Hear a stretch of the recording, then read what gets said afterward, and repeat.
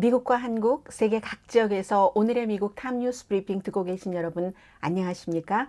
강혜신입니다.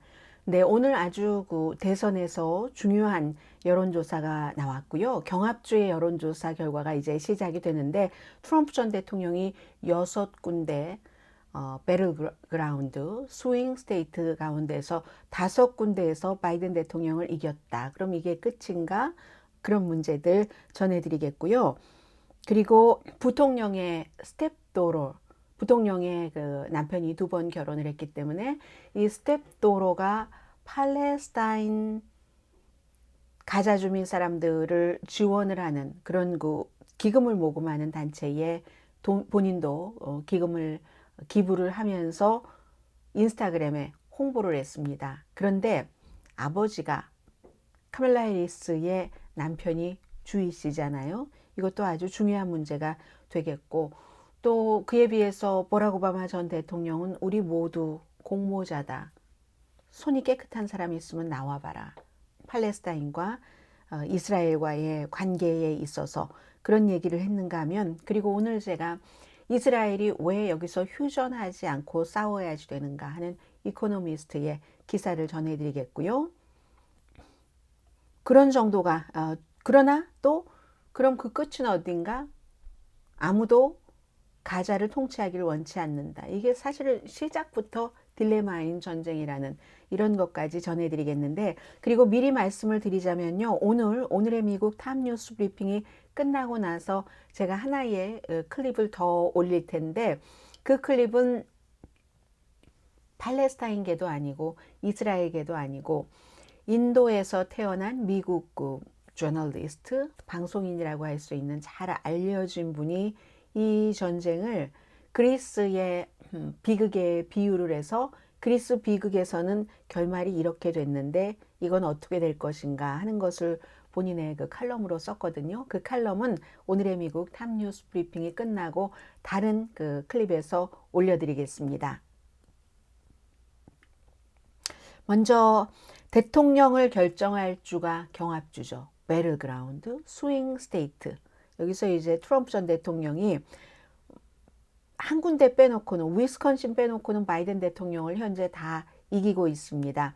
펜실베니아, 애리조나, 조지아, 네바다, 미시건이거든요. 미시건은 지금 워낙에 미국에서 팔레스타인계가 많이 살고 있기 때문에 그쪽에서 바이든 대통령이 친이스라엘 쪽으로 계속 가고 있기 때문에 나중에는 조금 뒤로 물러서는 것 같지만 여전히 휴전을 한다는 아니거든요. 친이스라엘이기 때문에 그쪽에서 표 떨어지는 소리가 뚝뚝뚝 들리고 있고, 네바다는 조금 이쪽인가 저쪽인가 위험할 때가 많이 있었고요. 조지아주야 지금 재판까지 들어가서 중요한 주이고, 애리조나는 지난번 선거에서 제일 먼저 팍스뉴스에서 애리조나가 바이든이 이겼다 해서 원래 레드 스테이트인데 그래서 굉장히 주목을 받는 주. 펜실베니아는 바이든 대통령이 태어나고 자라고 했었던 곳입니다. 물론 연방 상원 의원을 할 때는 델라웨어주가 지역구였지만 그래서 굉장히 중요합니다. 4년 전에 바이든 대통령이 트럼프 전 대통령, 당시의 현 대통령과 대결을 하겠다고 출마했을 때는 트럼프 전 대통령을 물리칠 수 있는 강한 그런 인물이었습니다. 그래서 다른 많은 후보들을 제치고 온건했기 때문에, 그리고 경험도 많았고 해서 조금 더 넓고 매력적이고 온건한 민주당 정치인으로서 출마를 했죠. 그런데 이번에는요, 5개 주에서 각각 최소한 4%포인트 차이로 트럼프 전 대통령이 현재 앞서고 있습니다. 주별로 보면은 네바다주에서는 많이 앞서네요. 트럼프 전 대통령이 거의 11포인트. 애리조나에서도 지난번엔 졌지만 5포인트. 펜실베니아에서도 4포인트. 조지아주에서도 지금은 지난번에는 졌지만 6포인트 앞서가고, 미시건주 현재 5포인트 앞서갑니다. 위스콘신에서만 바이든 대통령이 트럼프 전 대통령을 이기는데 2%포인트 차이밖에 되지 않거든요. 그런데 이제 이 조사가 어디 조사냐면요. 항상 뉴욕타임즈와 시에나 칼리지 공동 여론조사 결과입니다. 그런데 이 뉴욕타임스가 이 여론조사 결과를 해석해 놓은 것을 보면은 트럼프 전 대통령이 강하다기보다는 바이든 대통령이 약해서 이런 결과가 나왔다. 사람들이 바이든 대통령, 현 대통령의 여러 가지를 싫어한다는 겁니다. 특히 경제. 지난 선거에서는 유권자들이 트럼프 해보니까 안 되겠다. 바이든이 낫다.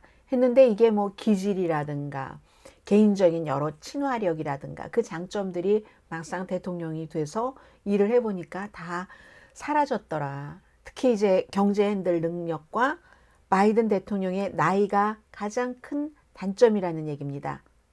그래서 이 같은 배틀그라운드에서 70% 이상의 등록된 유권자들이 바이든 대통령 너무 늙었어. 효율적으로 두 번째 대통령을 하기에는 이건 지난번 선거 때보다 30%나 많은 겁니다. 지난번에는 트럼프 현 대통령에 대한 그런 것들이 너무 싫어서 한 40% 정도밖에 안 됐고 그리고 또 세월이 흘렀잖아요. 4년이라는 내년 투표 때까지. 그러니까 이제 이런 결과가 나오고 특히 중요한 것은 젊은이, 아프리칸 아메리칸, 히스패닉계 사이에서의 지지율이 많이 내려갑니다. 18살에서 29살 사이. 지난번에는 뭐 바이든 대통령이 엄청 많이 트럼프 전 대통령을 이겼는데 지금은 같습니다. 그리고 보통 아프리칸 아메리칸은 90%가 민주당이거든요. 그런데 바이든 대통령은 71%밖에 못 받습니다. 트럼프 전 대통령이 22%. 히스패닉은 현재 50%, 49% 나왔거든요. 지난번에는 60% 지지를 받았습니다. 지난번에 트럼프 전 대통령이 흑인과 히스패닉계의 지지를 좀 많이 올려놨다고는 하지만 그래도 60%의 히스패닉계가 바이든 대통령에게 투표를 했는데 지금 현재는 배틀그라운드에서 50%로 10%, 5분의 1이 컷됐습니다. 물론 1년의 기간이 남아 있습니다. 변할 시간이 있죠. 그리고 보통 이제 이때쯤 돼서 조사를 하면은 사람들이 이제 떨어져 있던 사람보다는 정치에서 현재의 일을 하고 있는 사람에 대한 불만이 좀 많은 것도 사실이기도 합니다. 보통 현 대통령은 이 단계에서는 좀 지지율이 빠지긴 하거든요. 그리고 이제 본격적으로 좀 선거 캠페인이 지금 이미 시작을 했지만 활발해지면은 지지층이 결집을 합니다. 요즘 민주당에서 이런저런 이유로 특히 이제 이스라엘 하마스와의 전쟁 이후에 민주당 사이에서 바이든 대통령에 대한 지지율이 많이 빠지고 있잖아요. 그런 것들이 결국 나중에 가면 다시 결집을 하긴 하는데 특히 뭐 바이든 대통령에게 좋은 점들이 있죠. 뭐 낙태 이슈라든가 뭐 이런 또 민주주의가 굉장히 트럼프 전 대통령이 다시 대통령이 되면 나빠질 것 같다. 이런 걸 생각하는 사람들이 많기 때문에 민주당 내부에서는 결집될 가능성은 있습니다. 그럼에도 불구하고 이번 여론조사 결과는 바이든 대통령이 전 4년 전에 비해서 트럼프 전 대통령을 이기기에는 어렵겠구나. 전보다는 도전이겠구나 하는 것 정도는 보여주는 거고요. 현재로서는 이 격전지에서의 유권자의 49%가 난 절대 아니야. 노노노노. 바이든 찍을 일 절대 없다니까. 네버라니까 라고 얘기를 하거든요. 그런데 이 지금의 마음이 민주당 유권자들 사이에서는 특히 얼마나 시리어스할까 모른다는 거죠. 빨리 바뀔 수 있다는 겁니다. 그래서 지금부터 선거 때까지 바이든 대통령에게 대단한 도전인 거죠. 제가 며칠 전에 어제도 뭐 몇십 년 만에 만난 친구도 있고 점심을 먹었습니다만 며칠 전에도 제가 친구 2명과 밥을 먹었는데 그 2명 가운데 한 명의 친구가 그러는 거예요. 자신은 이제 뭐 트럼프도 싫지만 바이든 대통령도 싫다. 민주당이 너무 극좌가 됐기 때문에 그래서 바이든 대통령을 싫어하는 사람들이 트럼프 쪽으로 갈 것 같다 해서 저는 뭐라고 얘기를 했냐면 No. I don't think so. 현재 민주당이 아니더라도 바이든 대통령에 대해서 또 민주당의 극좌성에 대해서 만족하지 않는 많은 사람들이 있죠. 그런데 그런 사람들이 민주당에 만족하지 않는다, 바이든에 만족하지 않는다 해서 원래는 민주당과 바이든이었는데 트럼프에게 표를 준다고요? Still, I don't think so. 차라리 중도로 가만히 있거나 표를 찍지 않거나 나중에 마지못해서 그럼에도 불구하고 트럼프는 싫다 하고 바이든으로 다시 돌아갈지언정 그 표의 상당수가 트럼프에게 돌아가리라고 생각되지는 않습니다. 원천적으로 이런 사람들은 트럼프의 여러 가지를 너무 싫어해서 기본적으로 다 좋은데 그 인간성 자체가 절대로 한 나라의 대통령, 지도자가 돼서는 안 된다라고 많이 생각한 사람들이 바이든에게 투표를 했기 때문에 그 사람들이 뭐 여러 가지 민주당의 극좌 문제 이런 것 때문에 다시 트럼프 전 대통령을 찍는다고요? 저는 I don't think so. 현재는 그렇게 말씀을 드렸고요. 그러나 경합주 6군데 가운데 5군데에서 트럼프 전 대통령이 지금 이긴다는 것은 대단한 트럼프의 선전이라는 것은 분명합니다. 물론 여러 가지 또 변수가 있어요. 그런 것들도 이제 적당한 타이밍에 여러분들과 함께 나누기로 하고요. 자, 두 번째 이슈는 부통령의 스텝도러, 카멜라 해리스의 스텝도러가 24살의 엘라 엠호프, 남편 이름이 무슨 엠호프였죠? 더그 엠호프죠. 포스트 젠틀맨이 부통령이 여자이기 때문에 그 당시에 취임식 할 때 막 근사하게 입고 나왔어요. 모델이거든요. 모델이라서 뭐 뉴욕 패션 윅에 막 나와서 뭐 모델 활동도 하고 하는데 이 24살의 엘라 엠호프가 팔레스타인 가자 주민을 돕는 기금 모금에 본인도 기부를 하고 그리고 많은 사람들에게 기부해 줄 것을 호소했는데 인스타그램 팔로워가 31만 명이나 있거든요. 그래서 이 단체는 팔레스타인 칠드런스 릴리프 펀드라고 해서 오하이오주에서 만든 비영리 재단인데 2021년도에 780만 달러나 모았던 2100만 달러를 모았던 단체입니다. 지금요 780만 달러를 모았습니다. 이번 이런 사태를 중심으로 해서 그리고 이제 이 부통령의 스텝딸 엘라 엠호프는 이스라엘을 쳐들어가서 하마스가 뭐 1,400명을 잔혹하게 살해했다 이런저런 얘기는 안 했어요. 팔레스타인 가자 지구의 어린이들을 우리는 도와야지 된다라고 얘기를 하고 있고 아버지는 당연히 주이시죠. 돈 더그 엠호프 굉장한 주이시죠. 주이시 헐리우드에서 엔터테인먼트 업계의 변호사 활동을 많이 했지만 지금은 이제 부통령의 그 남편으로서 그 포스트 젠틀맨 역할도 많이 합니다. 아버지는 당연히 주이시고 그로 인해서 백악관에서 막 주이시를 이스라엘을 막 지지를 해야지 된다는 분위기가 백악관 주변에 많이 있거든요. 그 가운데 한 사람도 카멜라 해리스 부통령의 남편인데 아버지와는 달리 딸은 본인은 뭐 미국에서 태어났고 본인을 주이시라고 뭐 꼭 막 그런 극단적인 주이시다 이렇게 생각하지도 않습니다. 어머니는 다큐멘터리 그 필름 제작자이거든요. 아무튼 이리하여서 이런 일들이 미국에서 있고 지난달에 바이든 대통령도 처음에는 이스라엘 하다가 나중에는 1억 달러를 팔레스타인에 보낸다. 이런 결정을 했잖아요. 그리고 나서 트럼프 전 대통령, 론 디산티스, 니키 헤일리, 또 팀 스캇 등 공화당의 주요 대선 후보로 나온 사람들이 다 비난을 했습니다. 그런데 제가 카멜라 해리스의 스텝딸이 팔레스타인 아이들을 위해서 기금 모금을 한다는 것을 왜 말씀드렸냐면 미국에서 이렇게 의견이 균열됐다, 분열됐다, 갈라졌다. 같은 가족 안에서도 부통령 가족이 지금 이렇게 갈라지고 만 거잖아요. 그 말씀을 드리려고 전해드렸고요. 그런가 하면 이렇게 팔레스타인 어린이를 도와야지 된다 하는 사람들도 있지만 팔레스타인 사람들을 미국이 받아들여서는 안 된다. 심지어 10월 1일 이후에 미국에 입국한 팔레스타인 비자를 취소해야지 된다. 법안이 나왔습니다. 아니 비자를 이미 다 미국이 허락을 해서 그랬는데 그걸 왜 취소를 10월 7일이 아니라 왜 10월 1일이라고 했는지 모르겠지만 누가 그랬냐면 항상 논란이 있는 법안 발의나 논란이 있는 행동을 하는 사람들은 평소에도 논란을 몰고 다녔던 사람입니다. 라이언 징케라고 여러분 기억하세요? 트럼프 전 대통령 시절에 내무장관이었죠. 내무부 장관이었는데 이 사람 뭐 군 출신이고요. 그리고 전에 연방 하원 의원을 하다가 그리고 주에서 활동을 하다가 라이언 징케가 어떤 주죠? 몬타나든가요?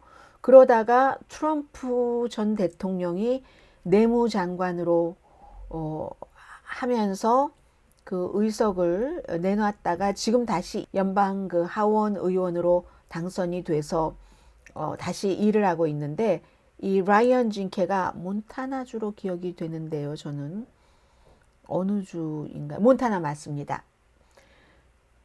바로 그러한 것을 내놓은 겁니다. 10월 1일 이후에 입국한 팔레스타인 비자를 취소해라. 안 맞는다는 거예요. 이번 전쟁으로.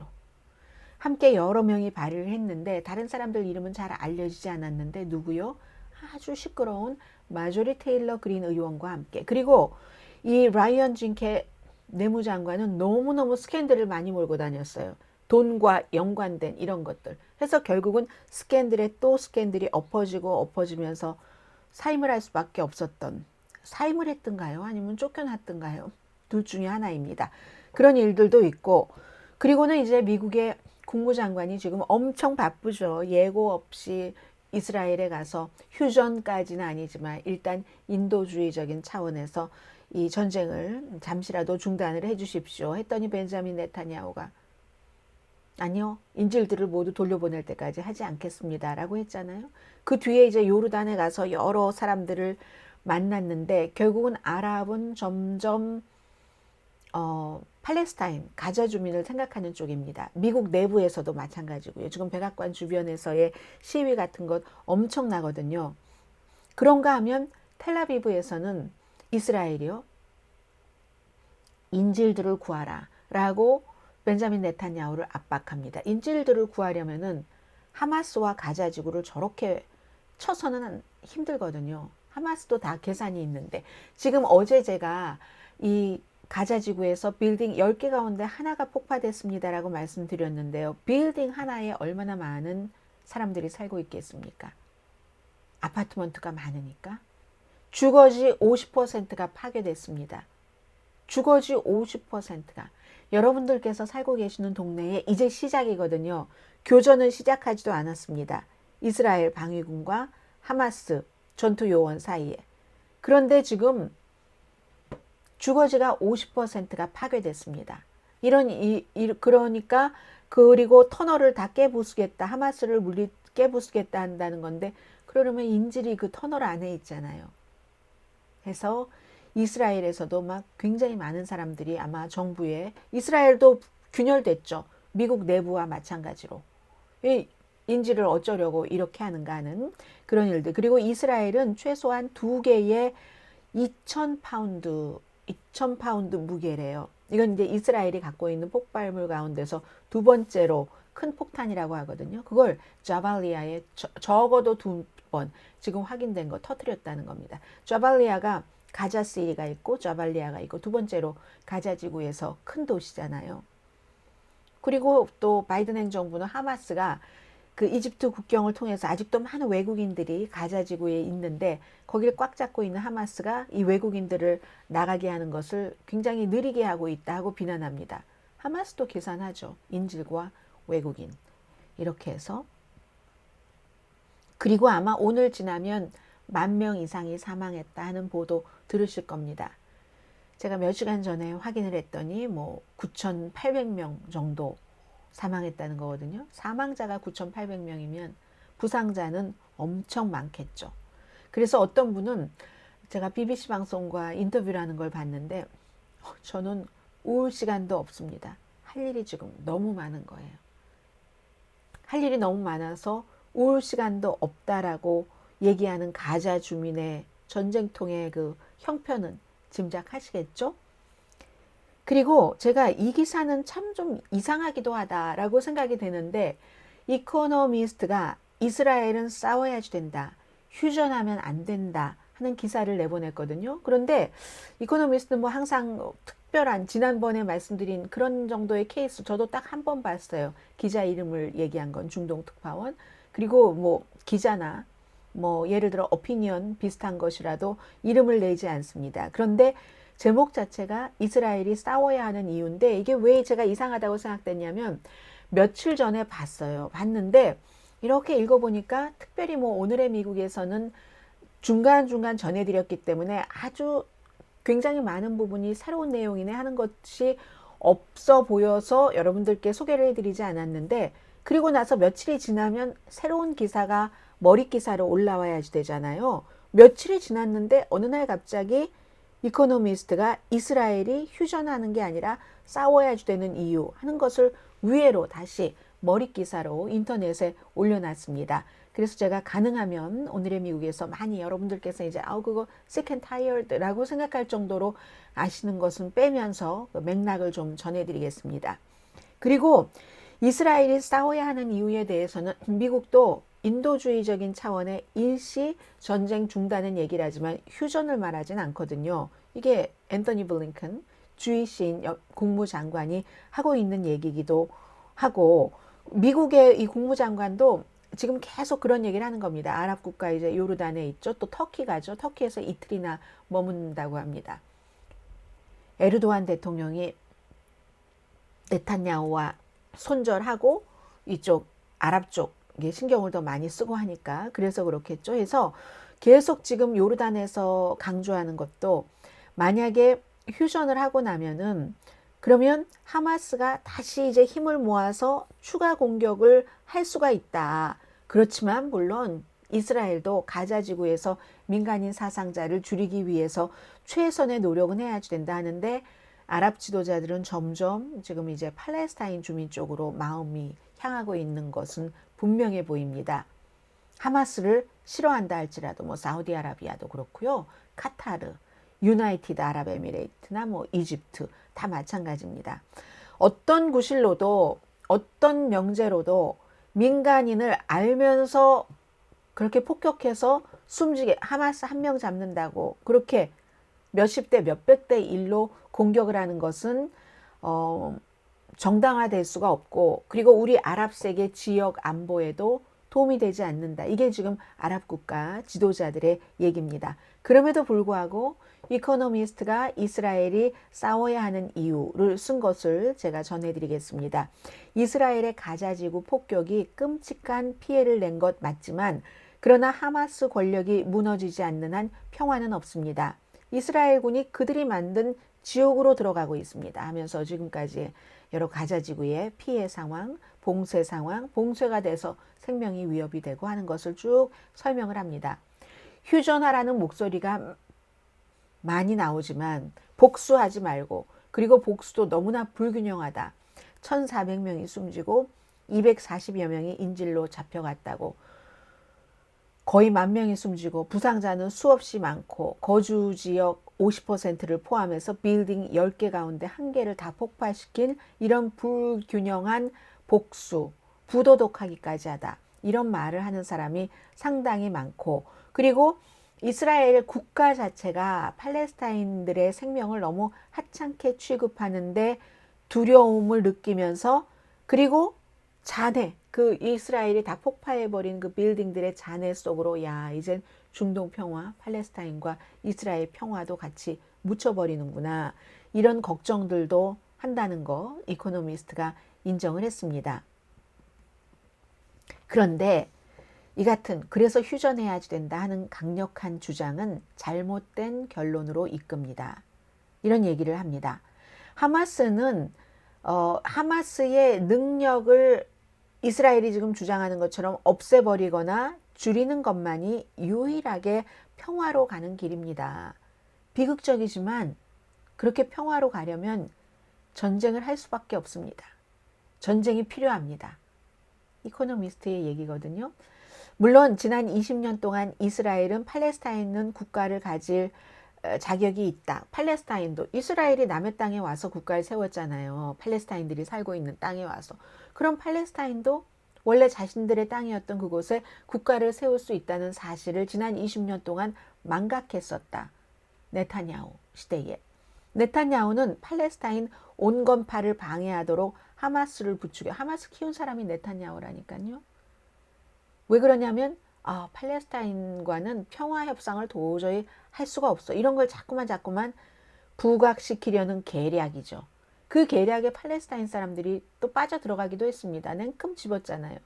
파타당도 하마스와 같이 뭘 해서 해결할 생각을 하지 않고 이스라엘 쪽에 쫙 붙어서 하마스 멤버들도 색출하고 이런 일 했잖아요. 그런데 이스라엘이 아무튼 계략을 그렇게 세워서 하마스가 컸는데 그 하마스가 10월 7일에 양쪽에 딱 힘을 이렇게 해서 저봐 저 인간들 저렇게 잔혹한데 무슨 평화협상이 되겠어? 그러니까 팔레스타인은 글렀어 하고 이스라엘만 잘 먹고 잘 살려고 했는데 20년 동안 10월 7일에 하마스가 하고 있다가 그냥 모든 걸 다 부숴버린 거죠. 이스라엘은 방어할 수 있다는 능력을 못 보여줬습니다.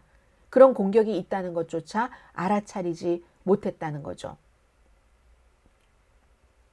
하마스도 팔레스타인 주민들, 본인들이 통치하고 있는 가자 지구의 주민들이 피해를 볼 것, 살해될 것 알면서도 이스라엘을 살해한 겁니다. 하마스나 이스라엘이나 똑같다라는 말이 이래서 나오는 겁니다.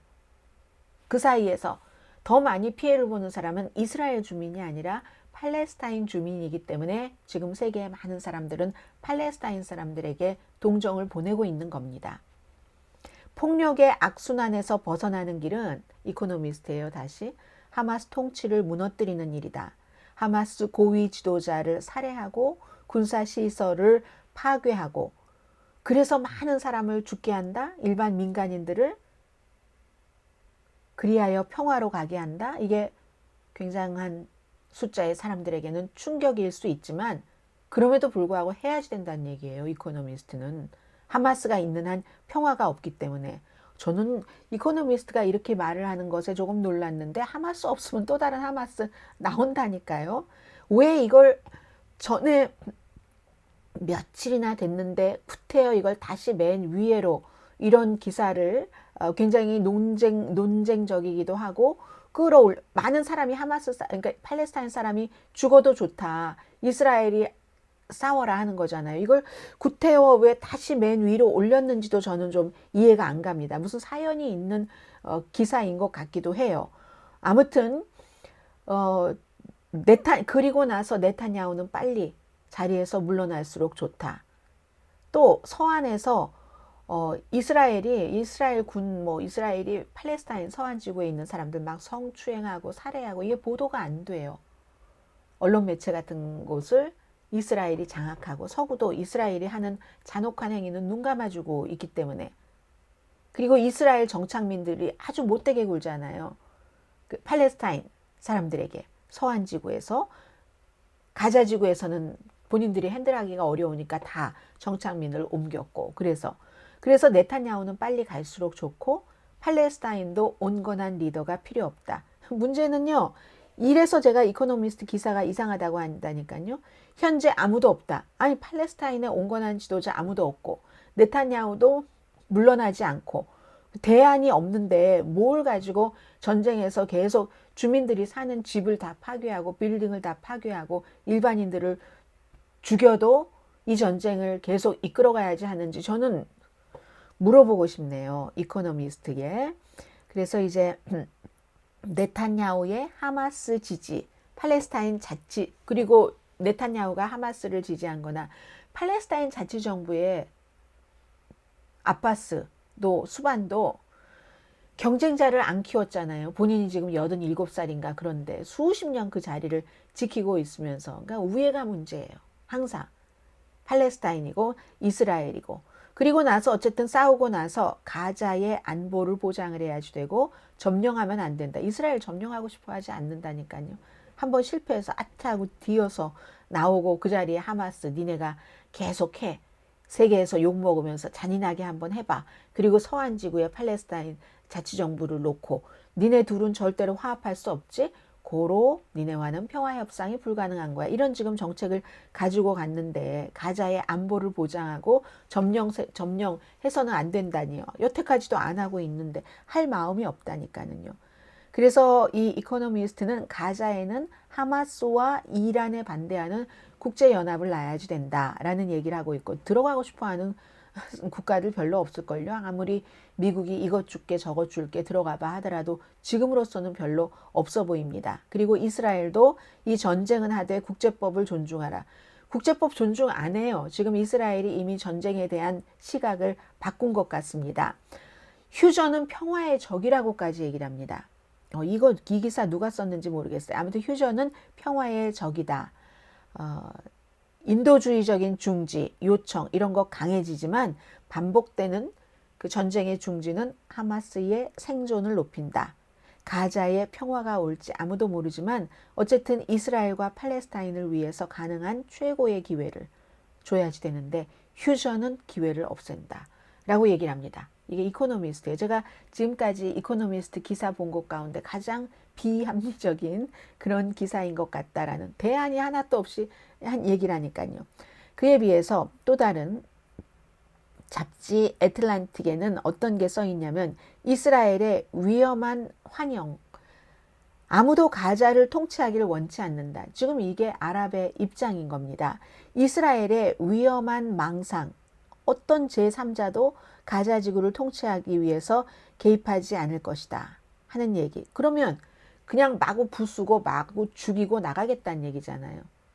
하마스는 또 다른 이름으로 또 커질 수 있는데, 그러면서 이스라엘은 어쩌면 이 애틀란틱이 얘기하기는 책임감이 없을 수도 있다. 못 느낄 수도 있다. 왜냐하면 2007년부터 하마스가 그 팔레스타인 사람들이 지지를 해서 당을 만들어서 통치했는데, 아니 하마스가 국민을 보호하지 못한 건데 왜 우리 책임이야? 라고 얘기를 할 수도 있지만, 사실은 하마스가 그곳을 2007년부터 통치를 하면서 서안지구로 그 파타당을 다 쫓아버렸지만 실제적인 가자와 서안의 통치자는 1967년 전쟁 이후에 이스라엘입니다.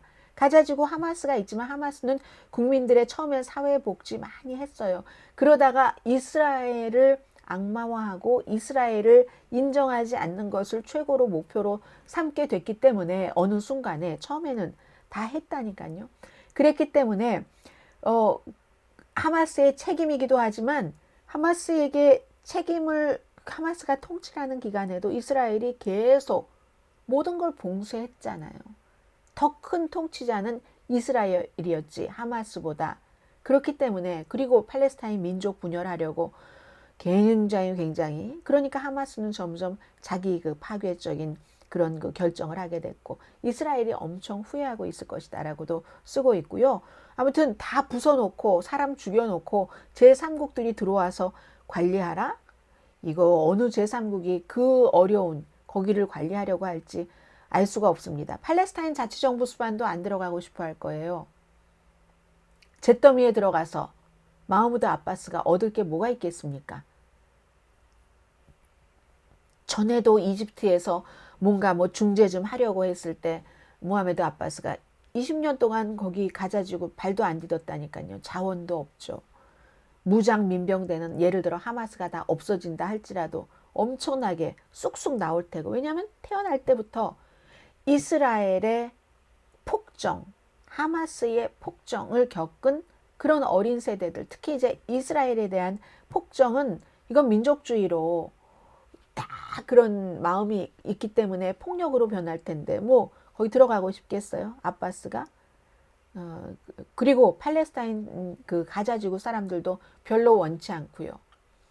그래서 제3국이 만약에 아바스 같은 경우는 제3국이 다 거기 들어가서 안정되게 뭐 자리를 잡아놓으면 내가 들어갈 수도 있을 것이다. 열매만 따먹겠다는 얘기잖아요. 지금. 그렇기 때문에 유엔과 회원국들은 폐허로 변해버린 작고 인구 많은 그 지역에서 정말 그 잔해를 다 없애고 치안을 어떻게 하고 200만 명 이상을 어떻게 할 것인지 아무도 할 사람 없이, 그러니까 대책 없이 지금 가자 주민들만 전쟁이 끝나도, 이 전쟁이 언제 끝날지 모르지만 엄청 비참한 삶을 누려야지 되는 겁니다. 이 이코노미스트가 얘기한 것처럼 휴전하지 말고 하마스 다 무너뜨리고 뭐 어떻게 해라? 이건 망상이라는 얘기입니다. 여기에 한 표입니다. 저는. 네. 그렇기 때문에 희생자가 더 있기 전에 사실은 멈추는 게 전문가들이 다 알아서 판단을 하겠지만 그냥 이렇게 보기에는, 네, 버락 오바마 전 대통령이 이스라엘 하마스 분쟁에서 아무도 우리 손이 깨끗한 사람은 한 사람도 없다. 우리 모두 공범이다. 다 국가와 지도자들을 얘기하는 거예요. 본인도 네타냐후와 마주 앉아서 뭐 어떤 팔레스타인, 이스라엘의 평화도 논해받고 하는 사람이잖아요. 하마스가 한 일은 끔찍했고 정당성 없다. 이스라엘 쳐들어가서 사람을 살해하고 인질로 끌어갔으니까요. 그런데 점령과 팔레스타인 사람들에게 일어나고 있는 일은 정말 참을 수가 없다. 눈 뜨고 볼 수 없다라는 얘기를 하더군요. 영어 뉘앙스로 이렇게 보면은. 그래서 저도 그렇습니다. 그런 참상을 보면은 이스라엘 거는 하루 하고 끝났잖아요. 기본적으로. 물론 계속 비디오를 돌리지만 지금은 일어나고 있는 일이잖아요. 눈 뜨고 보기가 힘든 그런 일이다 하면서 화요일에 이 그 파드 세이브 아메리카와 인터뷰를 한 거 풀 영상은 나온다고 하는데 문제를 해결하고 싶다면 진실을 받아들여야지 되는데 모든 진실이라고 얘기합니다. 오바마 전 대통령. 그 모든 진실이라고 하는 건 아마 1948년 적어도 그때부터 지금까지의 진실을 얘기를 하는 겁니다. 이게 미국의 젊은이들이 보고 있는 하마스잖아요. 하마스라는 괴물이 왜 탄생할 수밖에 없었는가? 네탄야후는 하마스가 더 괴물이 되도록 도와줬고 팔레스타인 국가를 만들기 싫어서 만들어주기 싫어서 약속도 지키기 싫고 오슬로 회담 같은 거. 그래서 오바마가 모든 진실이라고 표현을 한 겁니다. 모든 진실을 받아들여야지 된다. 이스라엘이 잘못한 것도 받아들여야지 된다. 이 말이죠. 복잡성을 인정해야지 된다.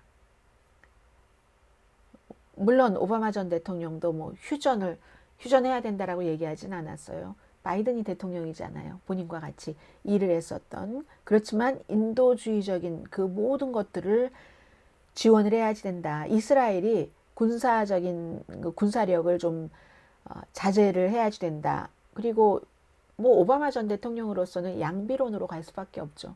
반유대주의, 반이슬람, 혐오증 모두 비난했다. 물론 이 같은 대학살 앞에서 그러니까 냉정해지는 것을 뭐라고 표현을 했던가요? 오바마 전 대통령이 그런 대학살 앞에서 사람이 감정적이지 않게 되는 것 이렇게 표현을 했습니다. 감정적일 수밖에 없다. 어느 쪽의 대학살이건 이스라엘이 가자에 퍼붓는 또 하마스가 이스라엘에 퍼부은 그게 참 우리가 감정으로 들어가지 않고 냉정해지기가 불가능하다고 인정을 했습니다. 그리고 이렇게 보면 희망을 느끼기도 어려운 것 사실입니다. 그런데 여기서 또 그렇게 얘기를 합니다. 애도하는 가족들의 이미지. 뭐 이것도 이스라엘도 있고 가자에도 있고 그 잔해에서 빌딩이 무너져서 그 잔해 속에서 끌어내는 가족들의 막 시신을 손으로 막 파서 끌어내잖아요. 그 모든 것은 우리들에게 어떤 도덕적인 것을 생각하도록 평가하도록 강요한다 라고 얘기를 합니다. 결국은 이런저런 얼마나 사설이 많아요. 이런 이유 저런 이유 뭐 세계 정치적인 이유 있지만 그냥 사람이 죽고 사는 것에 대해서는 누구나 정치적인 거 뭐 지형 환경 이런 거 따질 것 없이 인간이 판단하는 게 있잖아요. 그게 사실은 맞는 거죠. 그런 이미지는 우리에게 도덕적으로 무엇이 옳은가 하는 것을 생각하게 만든다. 바이든 대통령의 얘기입니다.